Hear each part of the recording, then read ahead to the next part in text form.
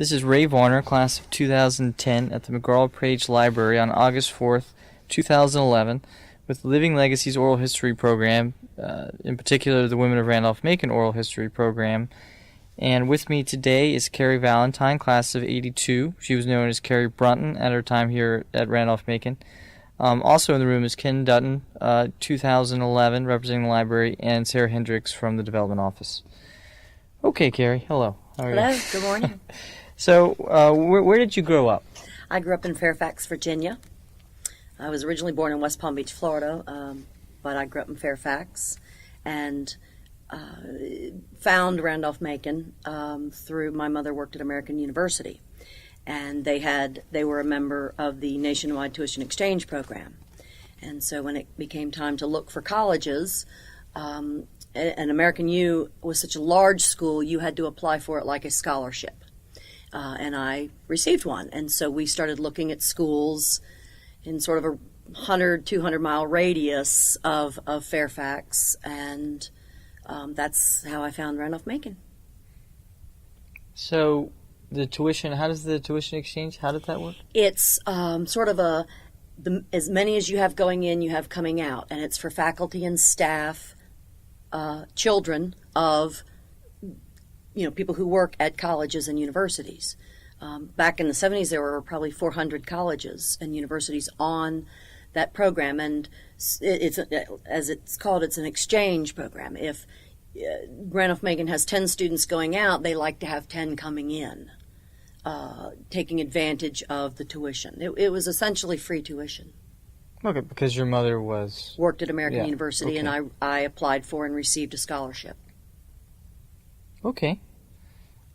So you were just looking for Randolph-Macon. Did you talk to any alumni or anything when?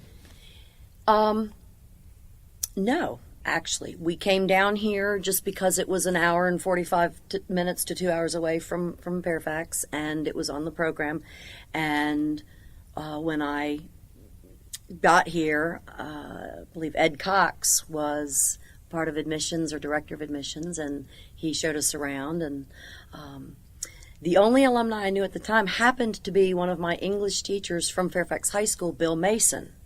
And he had gone here, maybe class of 67 or something like that. And he was the only one that who had heard of Randolph-Macon at that time that I knew. Mm-hmm. So, do you remember any more about that first trip to campus? Yes, I fell in love with this campus. It was brick buildings and beautiful old trees, and I had looked at other larger schools, UVA, Ohio State, etc., and I just fell in love with the campus. I fell in love with Ashland. It was close enough to get home on the weekends, but far enough to be away from school, away from home. So I just really fell in love with it the moment I set foot on campus. What did you think about the people on campus? Everyone was wonderful, welcoming, friendly. You didn't feel like you were just a number. I think that was probably one of the biggest decisions for me, was I didn't want to be just a number. I didn't want to sit in a classroom with 300 students.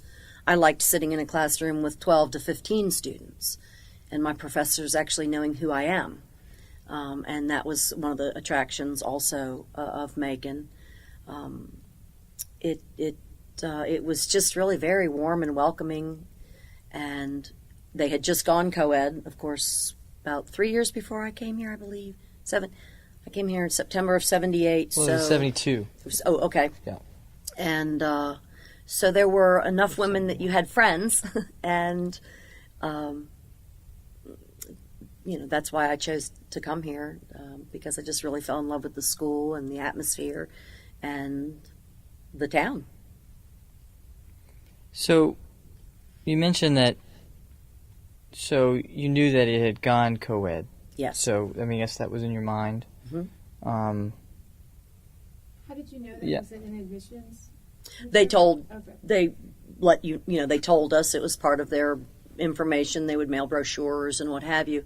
And honestly, being an 18-year-old girl, the odds were 3-1, men to women. I thought those were good odds. Did they advertise that in a sense? I mean, did they really want women to know that, and that was a selling point of the college? I don't think so. I just remember hearing that statistic and thinking, oh, that's not a bad thing. It's been a number of years since then. I don't remember that truly being a focal point, but I do remember thinking that might not be a bad thing. Mm-hmm. Of course. Do you remember so the first time you came to campus as a freshman, so orientation and all that, do you remember that? Yes, Mom and I came, and again, it was really wonderful. It seemed very well organized. The students that led us, the orientation, raved about the school. Those were both, men and women. And I do remember asking, and I don't remember who it was, but I remember asking one of the tour leaders that was a woman, how do you like it? Do you feel like there's enough women here? And, that sort of thing. And she loved it. And, orientation really showed you a lot of aspects of the school. And then, after I decided to go here, I found out, which I did not know at the time, but one of my best friends from Fairfax, her older brother, Al Capilani, went here and was president of SAE. So we ended up, she and I came down to visit, just she and I, and spent the weekend. And that's one of those small world things, because Al married a lady from here, who Diane and Al Capilani, and they do horses, and I ran back into her.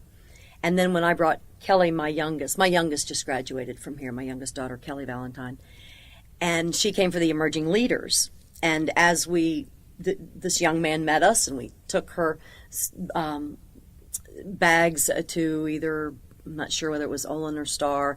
And when we walked in, I said, oh, they've really, remodeled the dorms. They're a lot nicer than when I went here. And he said, oh, when did you go here? And I told him, he said, well, my parents went here. And I said, well, who are your parents? And he said, Diane and Al Capilani. And I said, well, your grandfather was my guidance counselor at Fairfax High School. Your Aunt Vicky was one of my best friends. And your dad also went to Fairfax High School. So that was one of those small world coincidences that was a lot of fun. So, do you remember moving in that first day? Yes, I do. Met my roommate, Lisa Barnett Kern, who we're still friends to this day. She came from upstate New York. Had the other older students helping us move in. I was in Mary Branch North, and it was the first year they put students in the basement. We called it the dungeon because it was a little dark and lonely down there, but we decorated it and had a blast living down there. And actually, it was a lot cooler because Mary Branch didn't have air conditioning. And so the friends that were in the upper floors, it was a little hot that first month and a half, and we stayed nice and cool. I think the thing I remember the most about that day was when it was time for Mom and Dad to leave. And we'd been moving in and all this, and Mom and Dad were parked out in front by the fountain on Henry Street. And so we hugged and kissed goodbye, and I go trotting off towards Mary Branch, and I turned back around to wave. And my mom had her hands in her face, and she was crying, and I went, Mom's crying. And that got me choked up, and I realized this is really a big deal. So that was, I think, and I still get choked up because it was a very poignant moment. Yeah, definitely. So this might seem like a random question, but it's a little lighter of a subject. Mm-hmm. But what was the food like while you were here? It was, the first 3 years it wasn't very good. We had the old cafeteria. We didn't have a salad bar. I have to say, some of us women kind of staged a little bit of a food fight to demand a salad bar, and we got one. And this was in 81? This was in 78. Oh, sorry, 70. Oh, so when you My first came in. year Oh, your was, first year. Yeah, I came here in September of 78, graduated in May of 82, and the new cafeteria was open for September of my senior year, which would have been 81. Mm-hmm. But those first 3 years, the old cafeteria was designed for about 300 or 400 students. They were serving over 1,200. And being girls, we wanted to stay, thin and healthy, and we wanted a salad bar. And so we did. I don't know if that's something you all want in your oral history. No, but we staged a food fight to get a salad bar. Believe it or not, back in 1971, there was also a food fight for the same reason, for protesting of the. I don't know. Did you know? I guess no. you had no. Did not know that. That's interesting. Yeah, and apparently in the contract, in the next contract, that they actually had in the contract no food fights. So at least that's the stories I hear. So how did you start the food fight? How did you know that? Well, it was, I mean, it might be it was a demonstration. I don't know. We talked about it. We kept asking various folks. There was a gentleman named, what was his name? Lester, I believe. Yes, that ran the cafeteria, and we asked and begged and pleaded, and finally, just one day, a bunch of us just decided that. I guess the 60s weren't too far behind us, so demonstrations were somewhat familiar to us, and so we did. We staged a food fight, and then we helped clean up. Oh, see. Yes, after we were done. But we got a salad bar a couple months later. And it wasn't a very big one, but it was salad. And they knew that, the food fight was absolutely directly because of the... Mm-hmm. We told them. We did. Yeah, I guess that's one way. So, can you tell us about your social life and kind of the activities that you were involved in, or? Yes, there weren't any sororities yet. Yeah. There were only fraternities. And so you sort of, when you first came to campus, and many of my girlfriends that like I said, we're still in touch with, you sort of bonded with if you were lucky and you got along with your roommate and some of your dorm mates, you pretty much did everything together, and that's what we would do. We'd go to breakfast, lunch, and dinner together, and study together. The sports that I participated in high school, they did not have here for women. They didn't have gymnastics. They didn't have a track team. So there weren't really any sports that I could do, but we did a lot of intramural sports. And my roommate and I would go into the old gym in the old men's weight room and work out because there wasn't a women's. And a lot of the fellas weren't real thrilled with that, to find us in their weight room and their exercise room. And we kind of had to argue a little bit in order to stay there, and we would run in the old gym that had the wooden upstairs track. Loved that track. And swimming in the old pool. I don't know if you know, there is an old pool in the basement of the old gym. And as far as other activities, there weren't a whole lot of stuff for women back then, as far as sports or clubs or, things like that. We sort of did our own thing. So, I mean, what was that? What were you doing? Golly, we would go to fraternity parties. Would be one thing.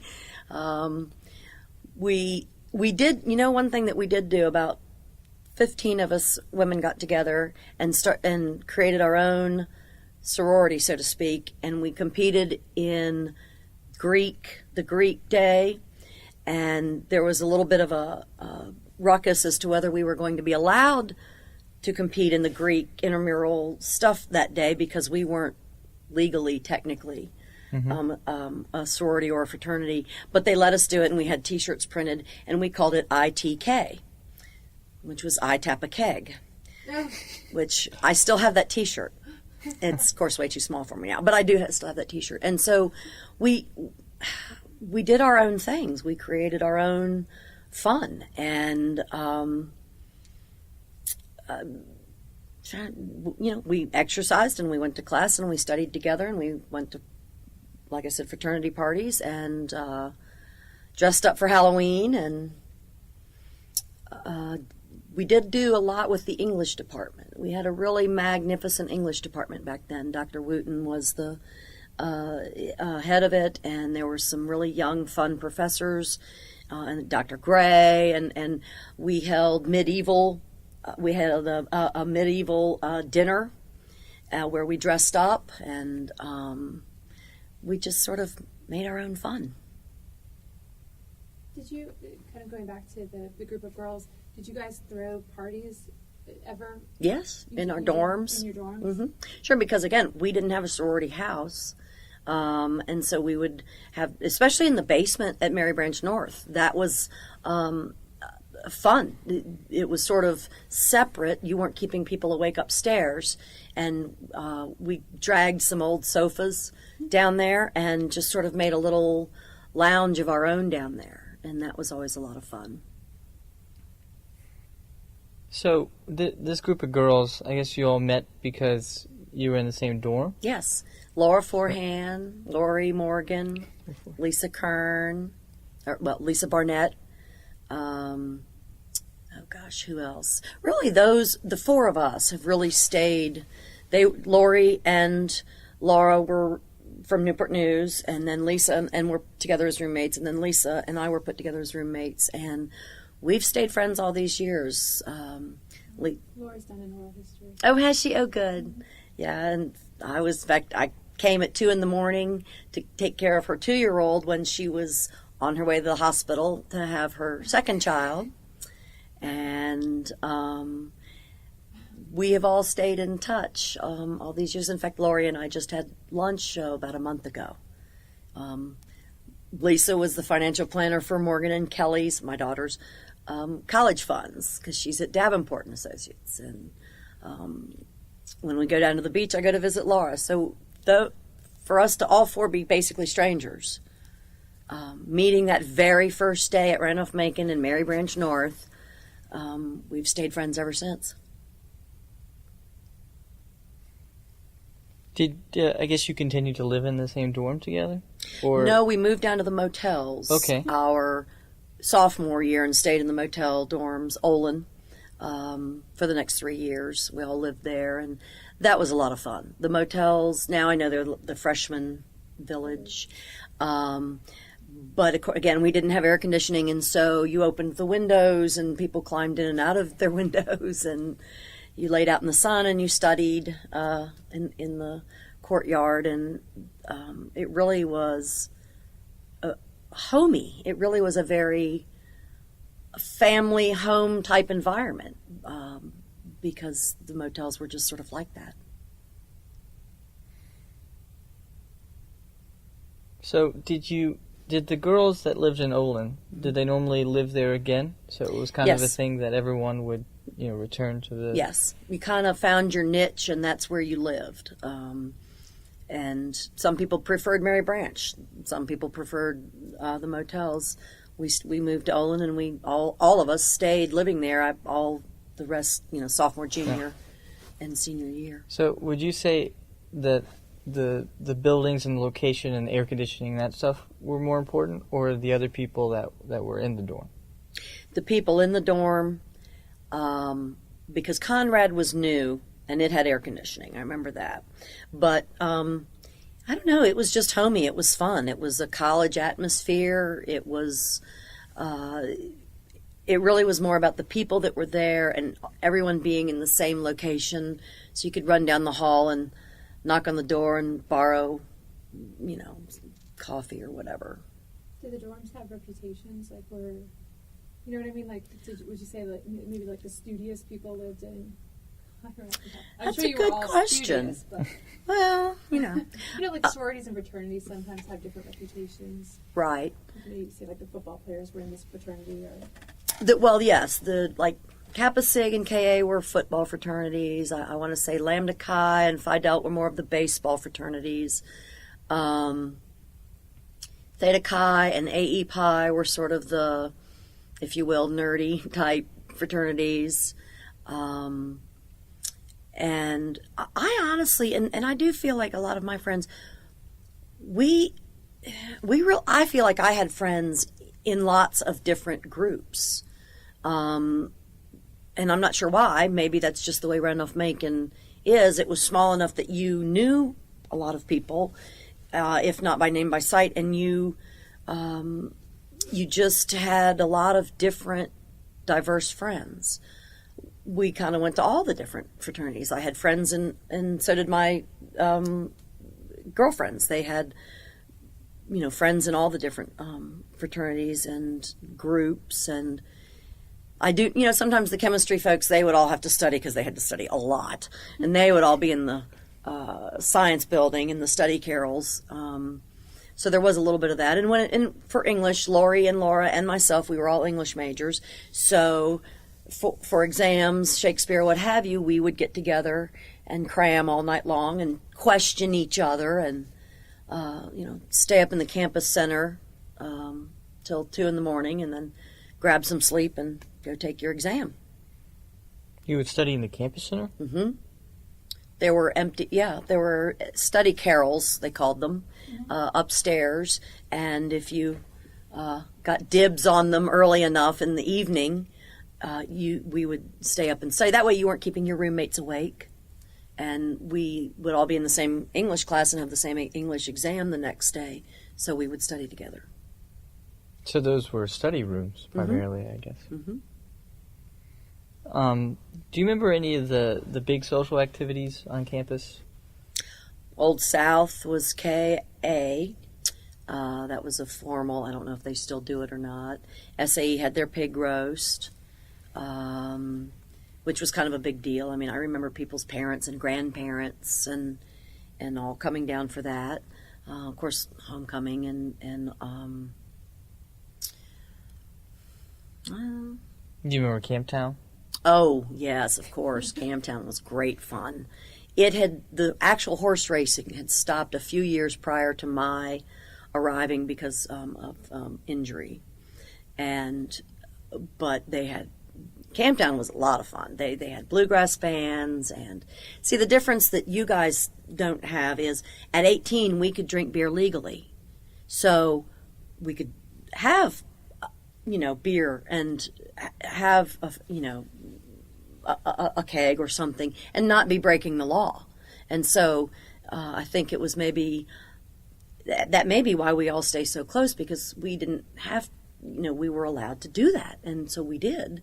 And it wasn't a bad thing, and they had great bluegrass bands and everyone, we made matching t-shirts and matching bandanas. I still have pictures of us in those out back of Mary Branch.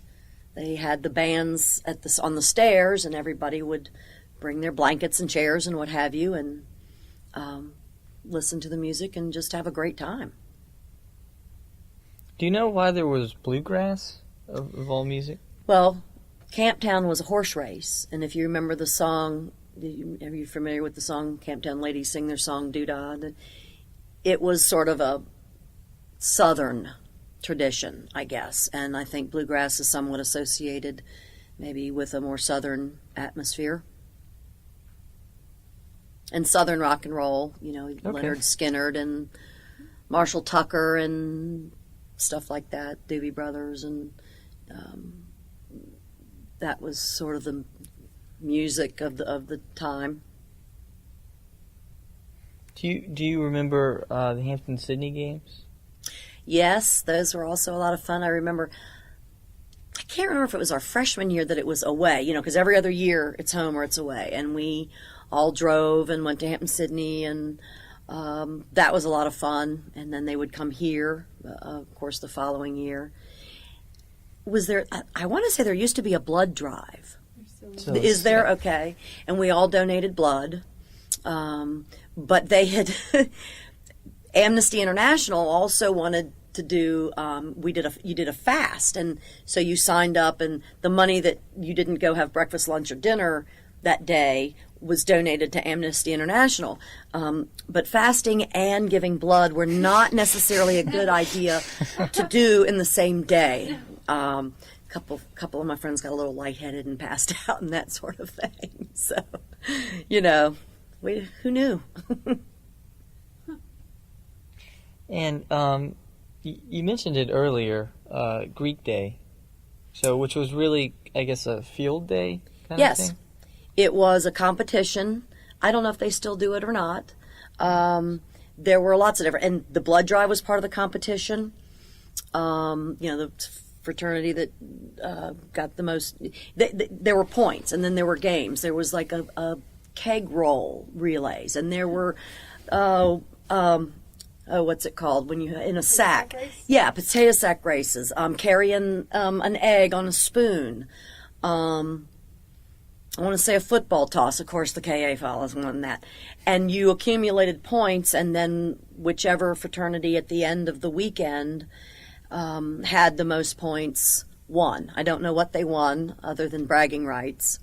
But that was a lot of fun, and that's why we created our own sorority for that one year so that we could compete in the Greek games. How'd you guys do? I honestly don't remember. I know we didn't win, but... Did you lose? There were probably 6 or 7 fraternities, so I honestly can't tell you who won or lost back then, but we really had a lot of fun doing it. It was really a lot of fun. I guess there was no Women's Greek Day, or... No. I've seen it in your books that maybe they've had it before, but it seemed to be that the houses would compete against... the dorms would compete against each other. Yes, that's true, and I don't know if that... How many... I don't remember our dorms, and that may be that started a few years later after I was here. I think it was earlier, but... Or it was earlier. Yeah, but... Yeah, that may very well be. That part I don't remember. Just don't remember. So, that but part. when you were here, that wasn't happening, obviously. Not that I remember. If it did, it wasn't... It didn't make enough of an impression on me for me to remember it. That's... And... If the dorms were doing it, I don't know that we'd have just done it with our dorm instead of creating our own ITK thing. So, it was, like I said, we could drink beer legally, and so it was just different. You didn't have to hide or be in trouble. We were considered adults, and we were allowed to have a beer. Do you remember if men were allowed in the women's dorms? Yes, they were. Now, it's funny you brought that up because my freshman year was at Mary Branch. We actually had a room mother, Mrs. Satterwhite, and she was ancient. And she lived in Mary Branch in the middle, and she had probably 3 or 4 rooms all put together upstairs in the 3rd floor. And if you lost your key or misplaced your key or whatever, you could go up there, and she baked cookies, and you would have cookies with her. And she was just a sweetheart. But there was never any real policing, so to speak, of men being in the dorms. They could come and go. In fact, the dorms really were rarely locked back then. I wonder how she was selected. Was she a faculty widow or something? I have no idea. The impression that I remember is that she'd been there forever.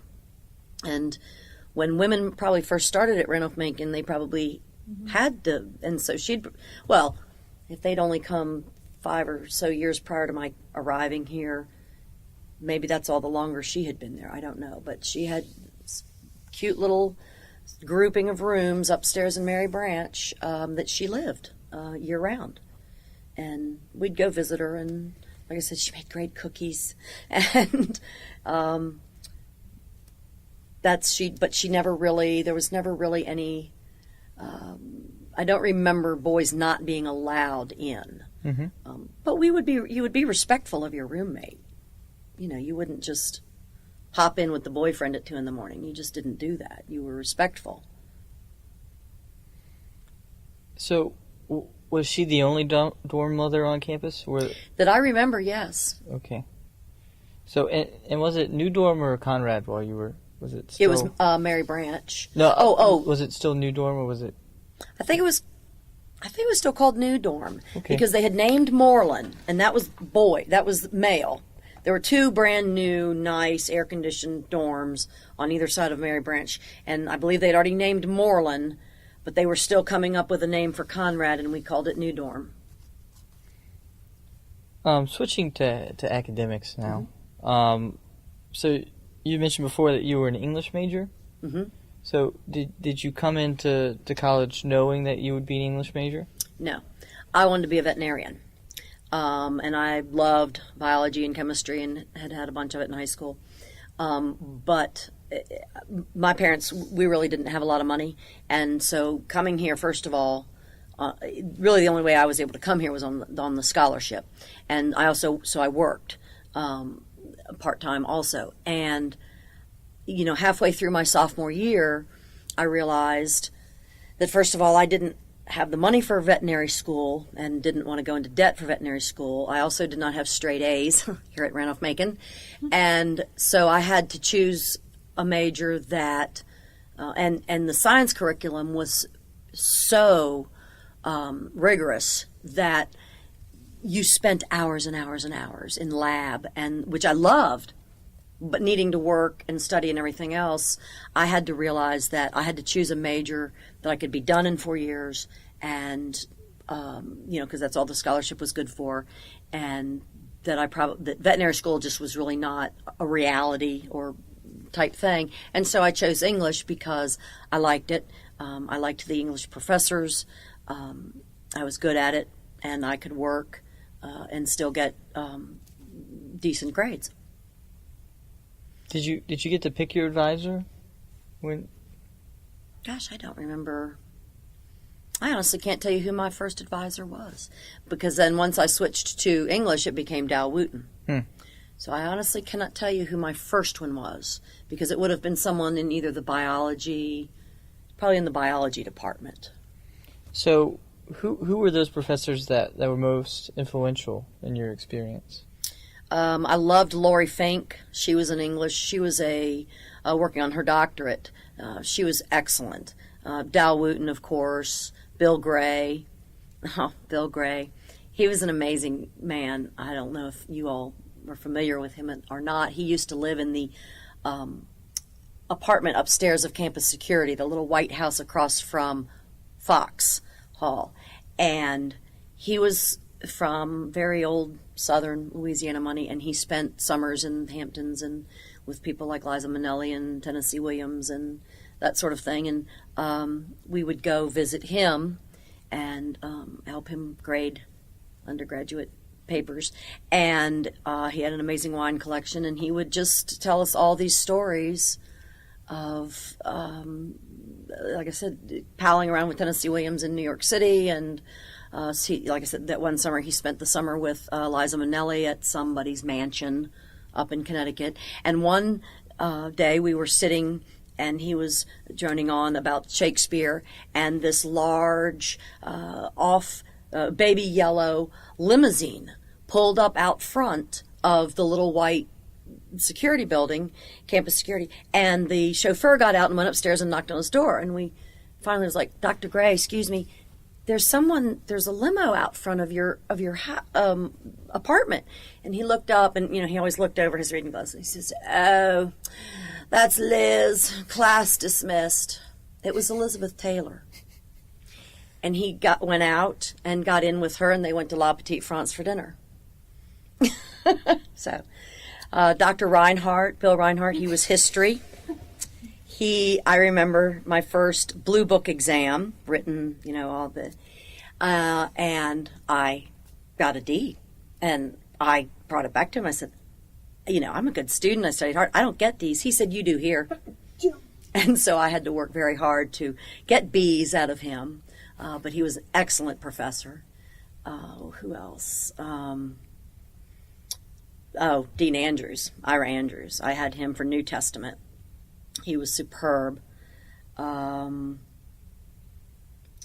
are probably the main ones. Dal Wooten, Dean Andrews, Bill Gray, Dr. Reinhardt.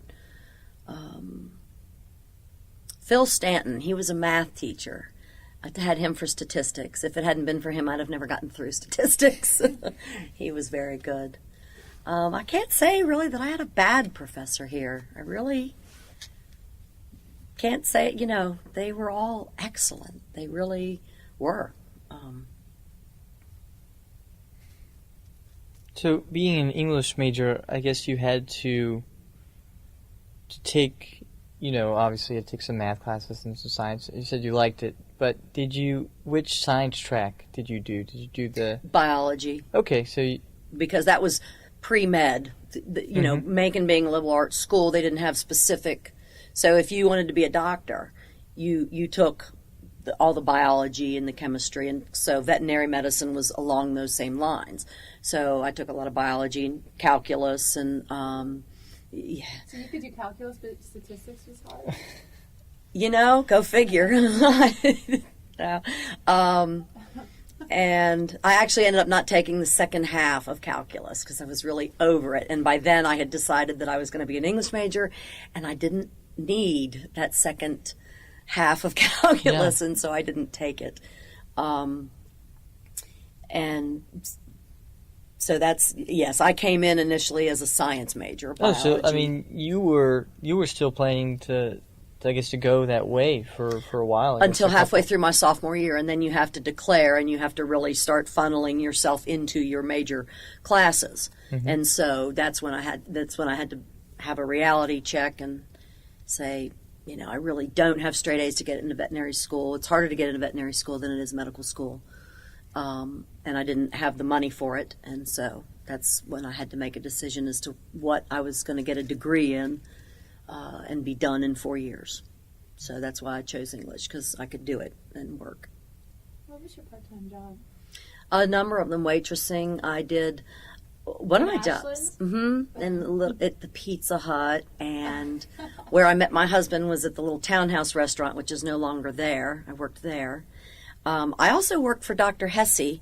He was a physics professor, and at that time he was doing a study on the oil usage of the college, all the underground heating, steam pipes, and how they used to heat the school with oil. They may still do that, I don't know, and their electricity bills. And he was heading some sort of program, and he hired me to do data entry, and I literally had stacks and stacks of oil bills for the college and electricity, Virginia VEPCO back then, I think it was called, and I entered them into this DOS program that he had. I can't even tell you what it was, and he was using that information to calculate the energy usage and what the school needed to do, I guess, to improve energy and reduce costs.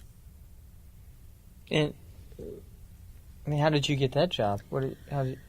I read about it on the wall in the campus center and went over, and he said, "Do you know how to use a computer?" And I said, "Yes," which was probably a bald-faced lie. And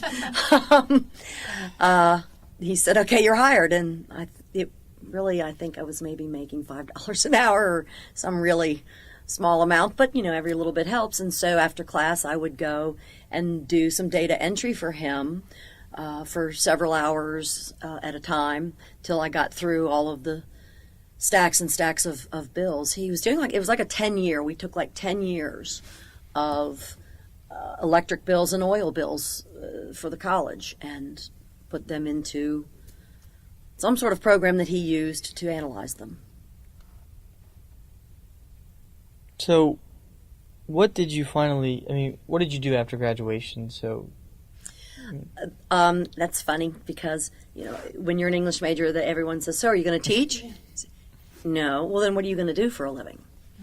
And I had met who's now my husband, I had met Mike at the restaurant, and he was an electrician. And in 1982 was a bad recession, not quite as bad as it is now, but jobs were not great.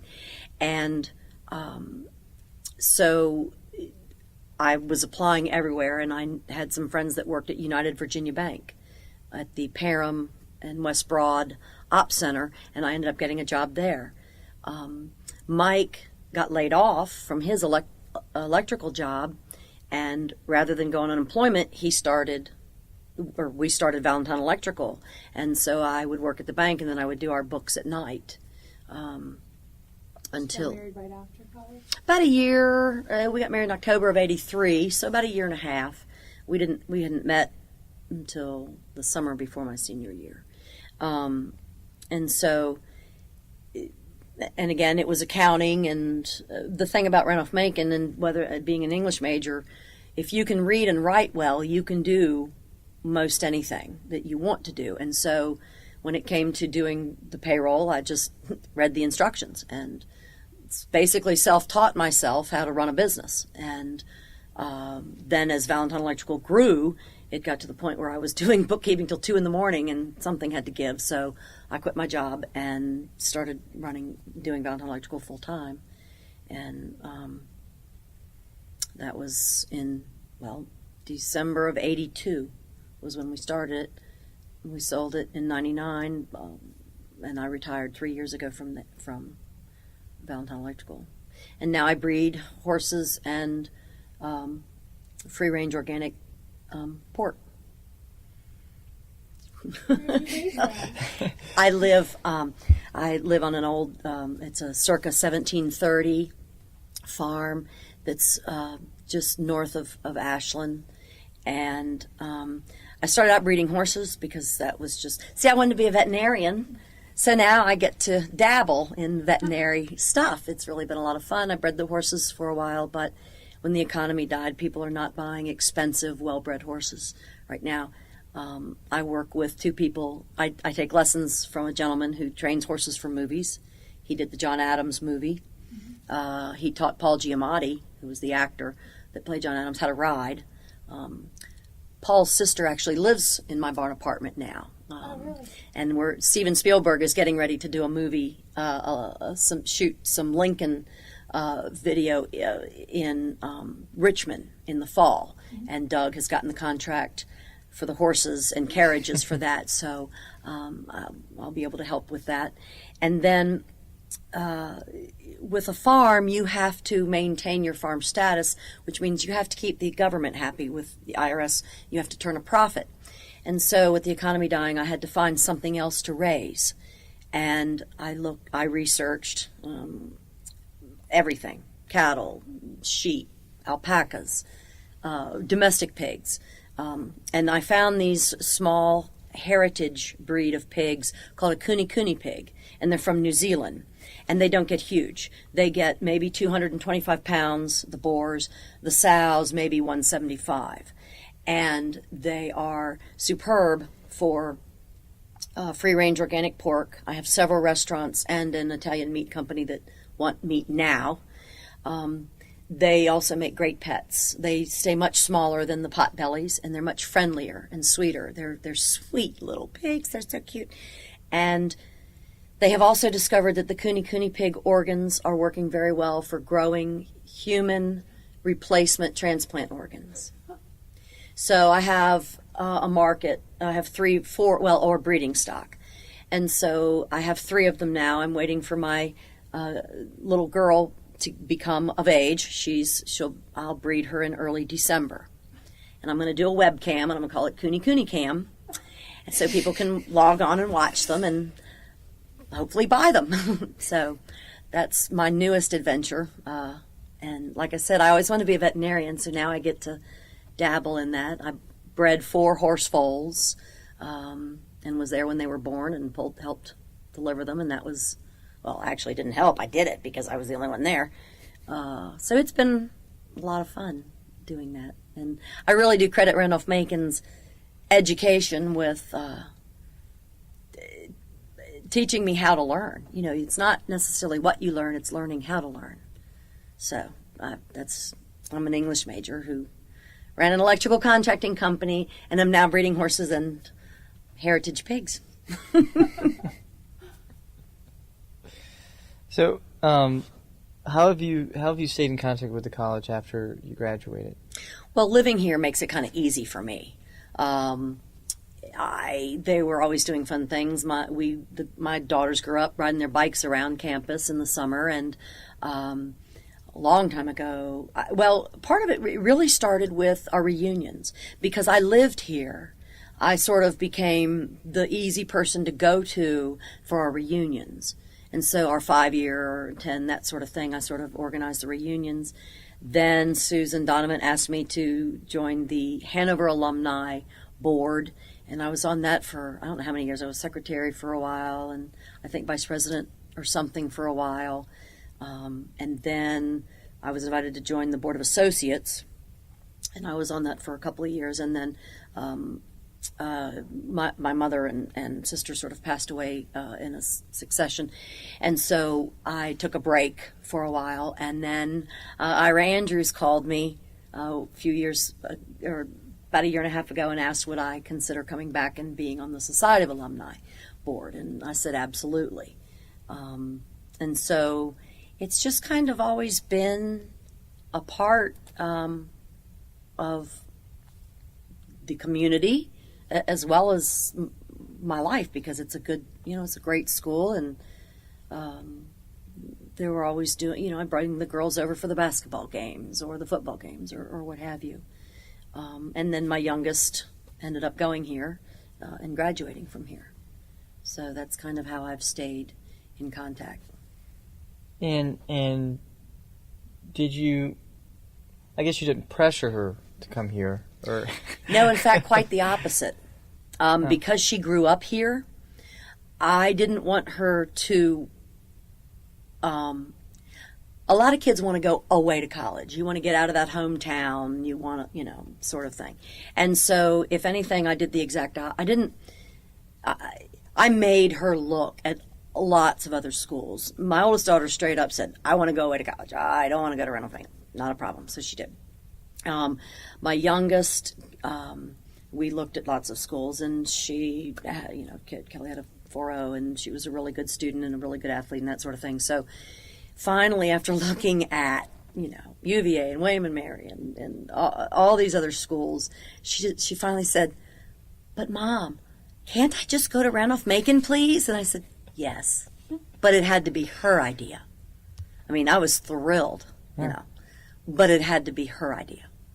I didn't want to pressure her. So it was wholeheartedly her idea. And it was a perfect fit for her, too.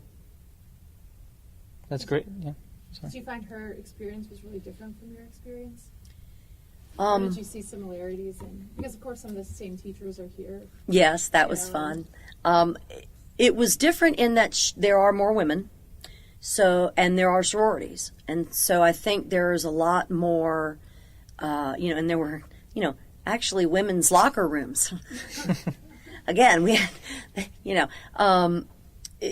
so I think she had, I don't want to say a better experience, but different, yes. I do think there were just more, not necessarily opportunities, but there was just more going on for women, for Kelly, than there was, 29 years ago. When you were a student, were you aware that there were these things that you were missing? For example, were you aware of, for example, like the guys had locker rooms but the girls didn't? Oh yeah, we were very much aware of it. It made us a little cranky. We, like I said, we would go into the weight room and work out, and the guys are like, "What are you doing here?" And the sweaty, yucky guys' weight room wasn't necessarily our first choice. But if you wanted to exercise and stay in shape, we had to go do something. We rode our bikes, we walked, we ran, that sort of thing. The sorority thing, yes, because I had friends going to other colleges and universities, and they were joining sororities, and I remember thinking, gee, that would be kind of nice. And my senior year, for the fun of it, several of us pledged Kappa Sig. Some of the fraternities had little sisters. And so just for the fun of it, 4 or 5 of us pledged Kappa Sig Little Sisters our senior year just for fun. It really didn't mean anything, but it was fun.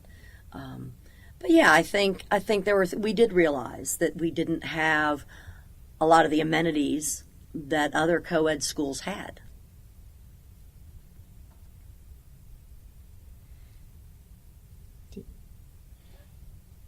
I do have to say one thing that was very memorable was when Kelly graduated this past Memorial Day weekend. I graduated in '82, and this was 2011, so it was 29 years. And it was amazing to because we met, you line up back behind Mary Branch and Old Chapel, and when we started to walk, yes, she had me walk with her to do her hood, and as we were lining up and heading towards the graduation where we were going to sit down, we crossed over my brick, so that was neat. And then to be sitting there and going, I did this 29 years ago. It was really a very poignant moment. That was, and now I have a grandson. Maybe he'll go here in 16 years. So you never know. Exactly. I guess you had a daughter who recently came here, but if you knew a freshman who was entering college, in the upcoming fall, I guess it's much like your daughter's experience, even though it was, 4 years ago. What advice would you give the incoming freshman, just from your experience, maybe from, your daughter's experience? Take advantage of everything that the college has to offer. And sometimes it can be overwhelming for freshmen, because Randolph-Macon really does have a lot to offer. I remember Kelly would call and say something, and I'd say, well, hon, go to the, what's it called? The career services. Yeah, take advantage of all of the information. Sometimes, we're in the information age, and I think sometimes it can be overwhelming that there's too much information, but just really take advantage of all of the opportunities and avenues of exposure to various things that Randolph-Macon offers. I think they really offer a lot for students, and try to be kind to your roommate. That's try to be respectful of your roommate, because that can be hard. I think a lot of freshmen, a lot of students nowadays are used to having their own bedroom at home, their own bathroom at home, and may or may not have shared that sort of situation with a sibling, let alone a complete stranger. And so I think the living arrangements, whereas as a kid, I shared a bedroom with my sister and that sort of thing, and so did most of my friends. I think nowadays kids don't. And so I really think living in a 10 by 10 room with a stranger when you've had your own bedroom and bathroom your whole life is a rude awakening. So I think those are some issues that freshmen should, and it might not be important for young men, but I think it is for women a little more so. I think it's important too. Okay. Yeah. Well, is there anything else that you wanted to go on record that maybe we haven't touched on, or not just a record, that you would like to talk about? Off the top of my head, probably not, other than I think for me, Randolph-Macon really was one of the best things that ever happened to me, because, I went to a very good high school, and I grew up, I worked at American University, and so it wasn't like I was sheltered or anything, but Randolph-Macon really, I think, if you take advantage of what they have to offer here, really makes you grow as a person. It or at least it did me. I can't speak for anybody else, but it's just showed me this whole other world. Even though I had worked on a university campus, this place was so much different than an American University down in the middle of D.C. This was, Dr. Gray called it a womb with a view. And I think that is as appropriate today as it was back then. It really, that was a great example of what Randolph-Macon is like. And that's what he called this place, and it's very true. And the funny thing of it is that when I was here, I don't know that I realized what a good school it was, or how how well respected it was, because it's small. When I came here, people were like, "You're going where?" You know, they knew Tech, or they knew, UVA, or they knew William and Mary, or whatever. No one had really heard of Randolph-Macon. But when I went and applied for jobs, I was offered jobs at IBM down in the Research Triangle. Much to my mother's dismay, I didn't accept that job. They would go, oh, you went to Randolph-Macon. And there was an instant change in their attitude towards me and my skills. I pretty much got every job I applied for, type thing. So I didn't realize it at the time, but once I, was graduating and was looking for jobs, and now even people, Randolph-Macon is so well respected, and might be a small liberal arts school, but it is most certainly, on the map and well known and well respected. A friend of my sister's was a PhD from Harvard, and my sister was 9 years older than I was, so there was an age gap there. And Catherine was fluent in like 5 languages. She was, just brilliant. And I remember going over to my sister's house, and they all lived together at the time. And I told Catherine where I was going, and she said, "Oh, that's a lovely little Ivy League school." And again, as a 17 or 18-year-old, I was like, "Yeah, okay, whatever." She was right. She did. So it's a really good school. Right. Well, thanks for your time. Thank you. Another professor that was excellent and that I had that was memorable to me was Professor Schmidt, and I took him for economics, and I wanted a business minor after I chose English, so I took econ. And I remember after the first month or so, I remember raising my hand and saying, Professor Schmidt, we base all of these economic theories on these 4 precepts that never actually happen in our economy. Full and efficient use of labor, full and efficient use of materials, and I forget what the other 2 are now. I said, since none of those things actually happen, that means that to me all of these formulas are just useless. And he said, well, that may be, but you have to learn them to pass my class. I said, okay. So I did, and as I explained earlier, we went on to I graduated, formed Valentine Electrical, and was running an electrical contracting company, and was an English major. My oldest daughter was a swimmer, so when she was 7, we joined Atlee swim team, and the coach was a lovely young lady named Karen Schmidt. Well, Schmidt being a common last name, I didn't put 2 and 2 together until at the first swim meet, I'm standing at the edge of the pool, and there's Professor Schmidt on the other side. What is he doing here? So I go around, and by this time, we'd been in business about, if Morgan was 7, we'd been in business about 8.5, or so years. And I said, what are you doing here? He said, well, my daughter's the coach. I said, oh my gosh, my daughter's, swimming.